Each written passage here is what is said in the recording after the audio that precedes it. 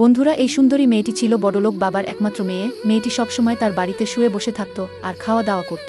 মেয়েটি যখন যেটা চাইতো তার বাবা সেটাই আনতো, কারণ মেয়েটির বাবা অনেক বড়লোক। আসলে মেয়েটি মিষ্টি জাতীয় খাবার ছাড়া আর কিছুই খেত না। এজন্য মেয়েটির বাবা মা ও মেয়েটিকে কিছু বলতো না, কারণ তাদের একমাত্র আদরের মেয়ে ছিল এই সুন্দরী মেয়েটি। মেয়েটির ছোটবেলা থেকেই তার বাবার কাছে যা চেয়েছে তাই পেয়েছে, এজন্য মেয়েটি অনেক আহ্লাদী হয়েছে মেয়েটি অতিরিক্ত মিষ্টি খাওয়ার কারণে।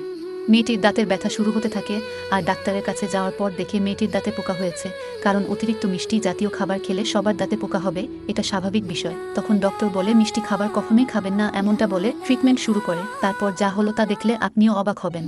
তার আগে বন্ধুরা, তোমরা যদি চাও তোমার মা বাবা 100 বছর বেঁচে থাক, তাহলে অবশ্যই চ্যানেলটি সাবস্ক্রাইব করে ভিডিওটিতে লাইক দিয়ে কমেন্টে তোমার নিজের নামটি লিখে যাও। ডাক্তার সাহেব অনেক কষ্টে অনেকক্ষণ যাবৎ ট্রিটমেন্ট করার পর মেয়েটির দাঁতের পোকা মুক্ত করে এবং মেয়েটি কিছুটা শান্তি অনুভব করে। বন্ধুরা, আপনাদের কাছে মেয়েটিকে কেমন লাগতেছে তা অবশ্যই কমেন্টে জানাবেন।